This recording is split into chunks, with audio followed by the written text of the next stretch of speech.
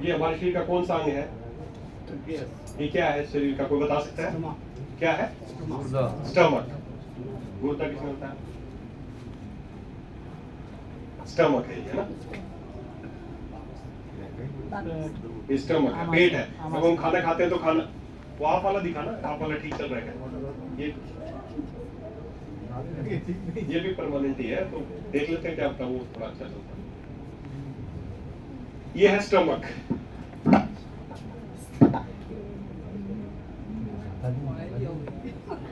Stomach, कोई बात नहीं, ये है स्टमक।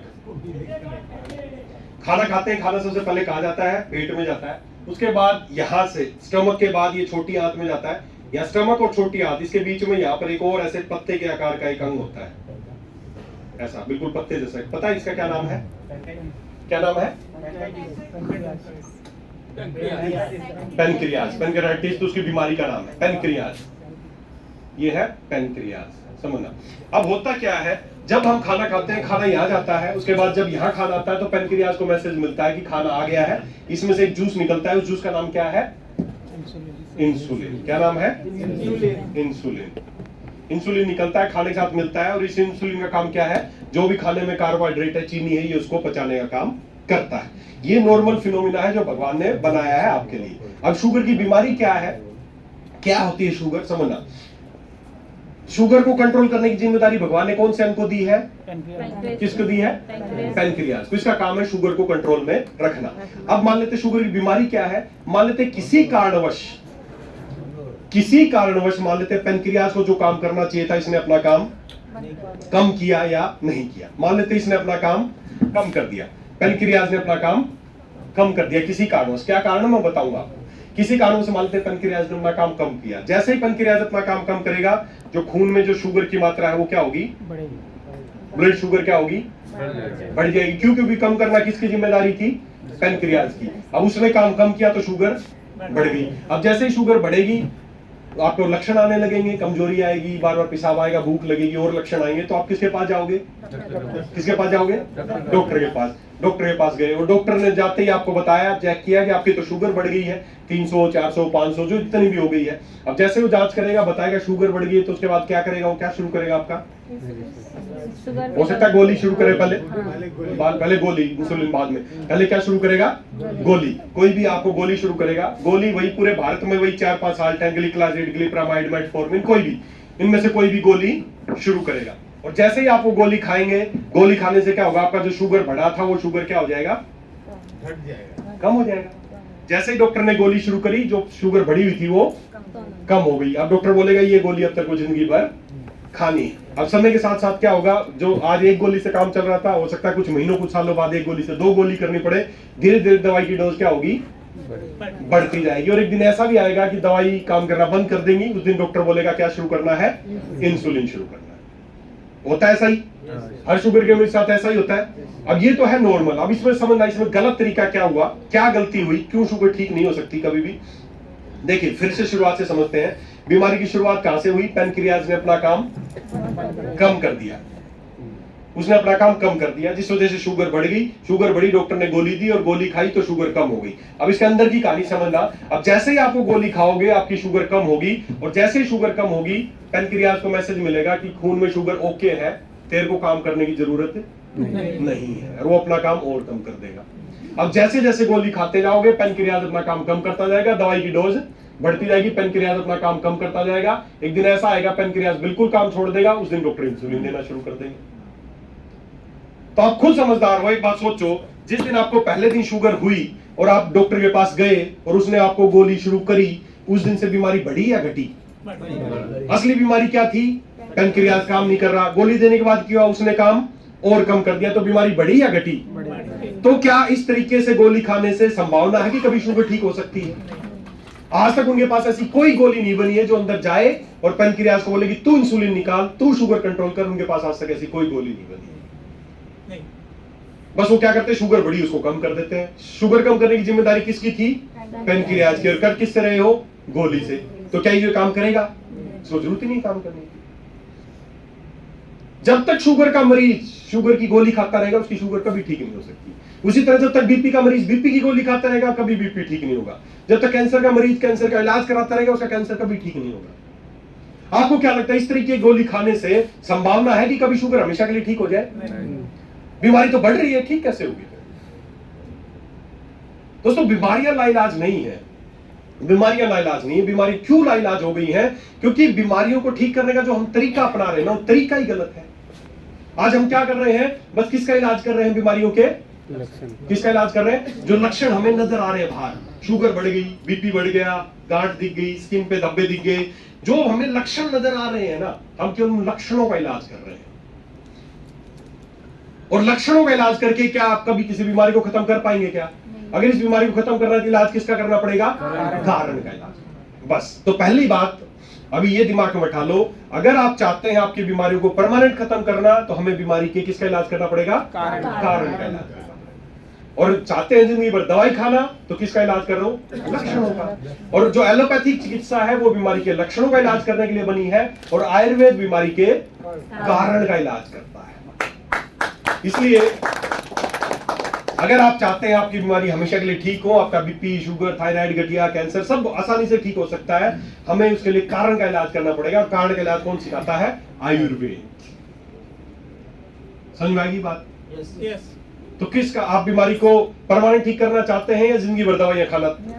गैस बन रही है, डॉक्टर ने कहा खाली पेट वाली गोली खाते रहो, 6 साल से खा रहे हो। क्यों खा रहे हो? क्योंकि खाली जो गैस बन रही है वो लक्षण है। क्यों बन रही है उसका कोई इलाज नहीं कर रहा। कैंसर में ट्यूमर बन गया, उस ट्यूमर का इलाज कर रहे हैं, उसको जला रहे हैं, मार रहे हैं, काट रहे हैं। क्यों वो ट्यूमर बन रहा है उसका कोई इलाज नहीं कर रहा। बीपी बढ़ गया उसका इलाज कर रहे हैं, लेकिन क्यों बढ़ रहा है उसका कोई इलाज नहीं कर रहा। समझ आई बात? तो दोस्तों हमें बीमारी के किसका इलाज करना है? कारण। अब इससे आगे बढ़ते हैं। ठीक है जी, कारण का इलाज करना है, लेकिन कारण का इलाज तब कर पाओगे जब कारण का पता हो। अगर कारण का पता ही नहीं होगा तो क्या इलाज कर पाओगे? अगर मुझे पता ही नहीं चलता कि मेरे पैर के दर्द का कारण काटा है तो क्या मैं उसको निकाल पाता? मुझे पता चल गया तो निकाल दिया, ठीक हो गया। उसी तरह आपको अगर अपनी बीमारी ठीक करनी है तो कारण का इलाज करना पड़ेगा, और कारण का इलाज करने के लिए कारण का पता होना जरूरी है। अगर पता ही नहीं होगा तो क्या ठीक कर पाओगे? नहीं कर पाओगे। तो दोस्तों मैं आज आपको बीमारी के कुछ कारण बता रहा हूं, बहुत छोटे छोटे कारण है। इन सब बीमारियों के ना इतने छोटे छोटे से कारण है। शुगर, बीपी, थायराइड, गठिया, ये सब बीमारी ना इनके इतने छोटे छोटे से कारण है, बिल्कुल छोटे से कारण है जिनके बारे में आपको कोई बताता नहीं है।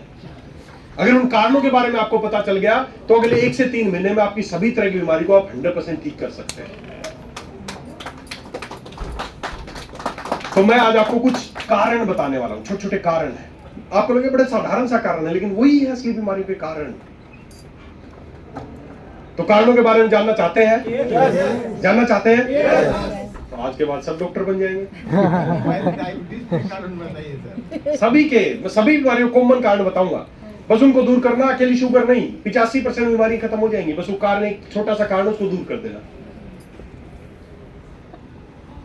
हम आप एक बात बताओ, आपके लिए आपसे बढ़िया डॉक्टर इस धरती पे कोई नहीं हो सकता है। आप एक बात बताओ, आपके शरीर को कोई तकलीफ है तो आपकी तकलीफ को सबसे अच्छे से कौन महसूस कर सकता है? क्या कोई लगता है कोई डॉक्टर 1000 रुपए, 2000 रुपए, 5000 रुपए, 10,000 रुपए ले लेगा और आपकी तकलीफ को आपसे अच्छे से समझ जाएगा? आपकी तकलीफ को आपसे बढ़िया इस धरती पे कोई नहीं समझ सकता है। और जो जिस तकलीफ को सबसे अच्छे से समझ सकता है वही उस तकलीफ को सबसे अच्छे से दूर भी कर सकता है। आपसे बढ़िया आपका डॉक्टर कोई नहीं हो सकता है। बस आपको समझने की जरूरत पड़ेगी कि आपका शरीर क्या चाह रहा है। अगर आप उसको समझना सीख गए तो आपको किसी मशीनों की जरूरत नहीं है, किसी टेस्ट की जरूरत नहीं है, आप अपने आप ही अपने आप को ठीक कर सकते हो। तो मैं आपको कुछ कारण बताता हूं, कारणों के बारे में बड़े ध्यान से समझना और उनको दूर करना। आप पाएंगे अरे यार मैं तो इतने सालों से बीमार था, गैस रहती थी ठीक हो गया, मेरे घुटनों में दर्द रहती थी ठीक हो गया। बात करें कारणों के बारे में? बात करें? चलिए देखिए, एक जो सबसे मुख्य कारण है पहले उसके बारे में बात करते हैं। बोर्ड अड़ तो नहीं रहा? इसको कर दो सब साइड, कोई दिक्कत कर रहा होगा। अब इसकी जरूरत नहीं है, साइड में।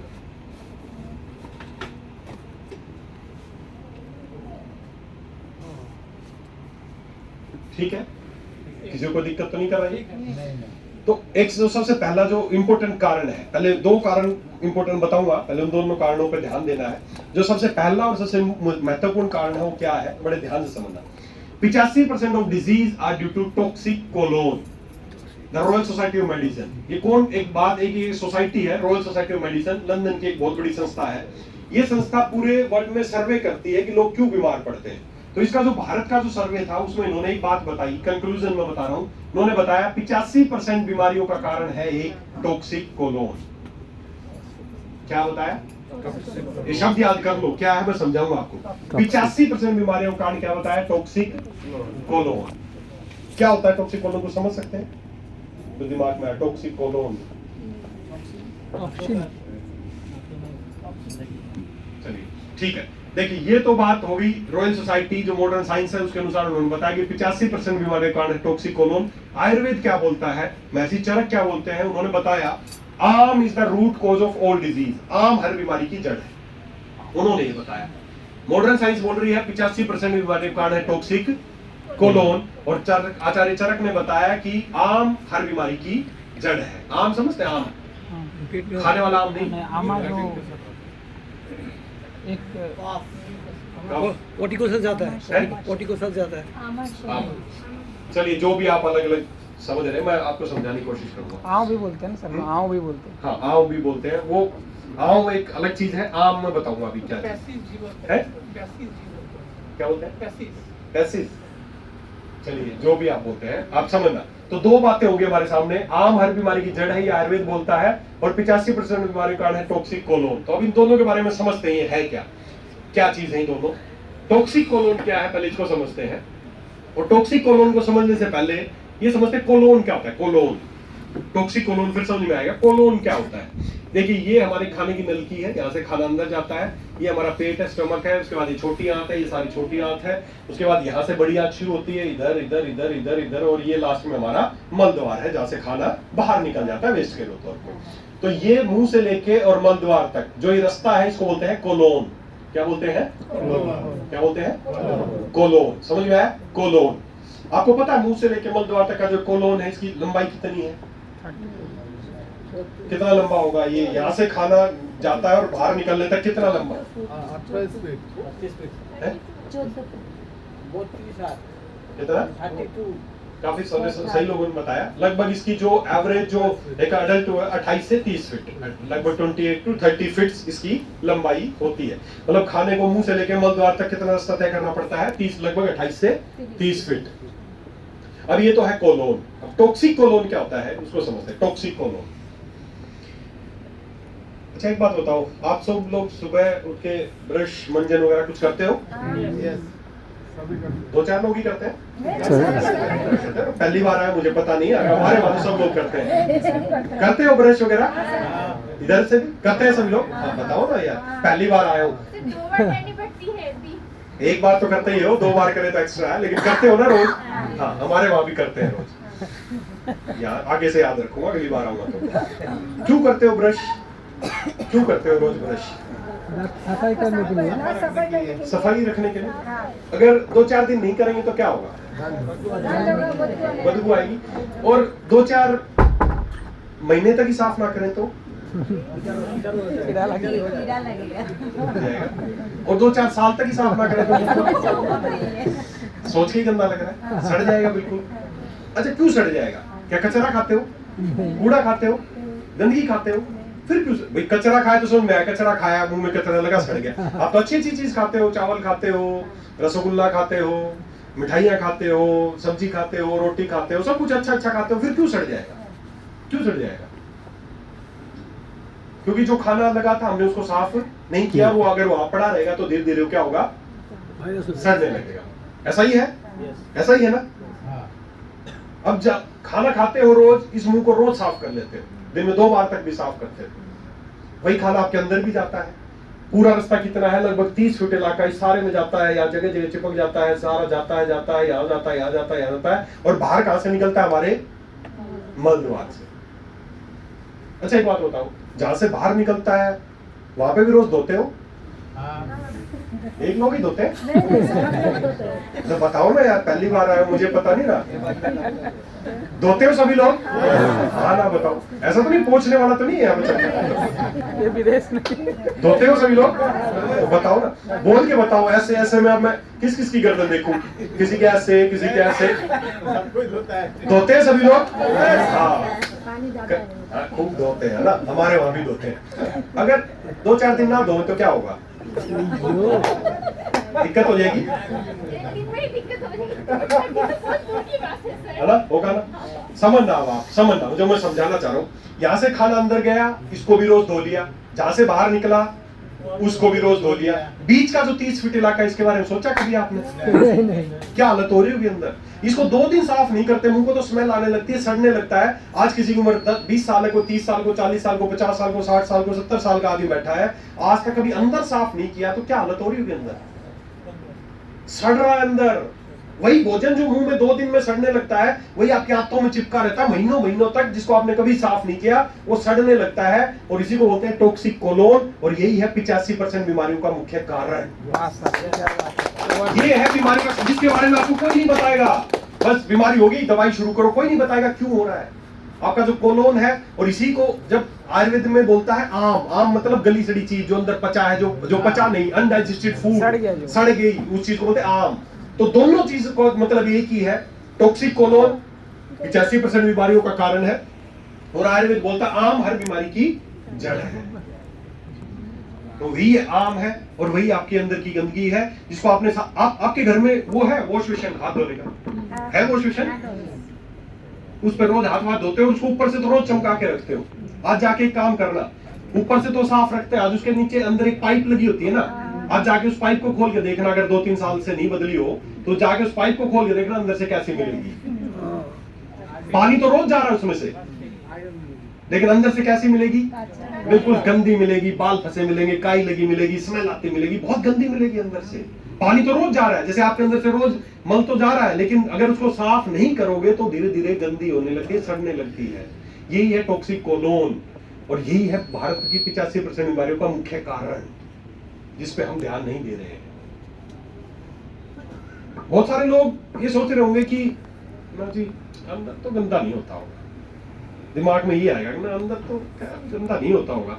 मेरे पास भी लोग आते हैं, पेशेंट आते हैं, किसी को बीपी है, किसी को थायराइड है, किसी को कैंसर। मैं बोलता हूँ कि आपको ना अंदर गंदगी है, जिसकी वजह से बाहर ये बीमारी दिख रही है आपको। तो नहीं सर, अंदर तो साफ ही होता होगा, अंदर तो गंदा नहीं होता। आज से कुछ साल पहले तक तो ऐसे लोग बोलते थे, तो मैं भी मान लेता था कि गंदा नहीं होता होगा, चल वही कह रहा है तो। लेकिन आजकल ऐसी सुविधा है, कैमरे हैं, कैमरा अंदर डाल के देख सकते हो अंदर से कैसे हो। और जब मैं लोगों के अंदर कैमरा डालता हूँ, उनको स्क्रीन पर दिखता है अंदर की चीजें, तो देख के बोलते अरे सर क्या सड़ी चीज दिखा रहे, हटाओ हटाओ। भाई साहब ये तेरे अंदर का ही सीन है जो नजर आ रहा है वहां पे आपको, सड़ा हुआ रहता अंदर से, लोग देख नहीं पाते आपके अंदर की स्थिति ऐसी होती है। अगर आपको लगता है ऐसा नहीं होता होगा, तो मैं कुछ मेरे पेशेंट की वीडियो दिखाता हूँ आपको ना, कि कैसा होता है, कुछ डिजीज वाइज कुछ वीडियो दिखाता हूँ आपको ना। संजय जी,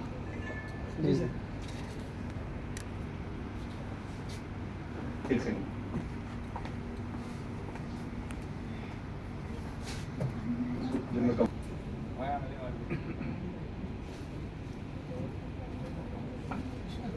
हाँ, इसको तेज दबाइए, थोड़ा अलग दबता है। हाँ, दबता है। देखिए नॉर्मली कोलोन कैसा होता है, ऐसा कोलोन होना चाहिए, बिल्कुल साफ कोलोन है। भगवान ने आपका कोलोन ऐसा बनाया है, ये बिल्कुल नीट एंड क्लीन है। ये लाइट बंद कर दो नहीं, हाँ इधर ही स्विच है, रोकना सर।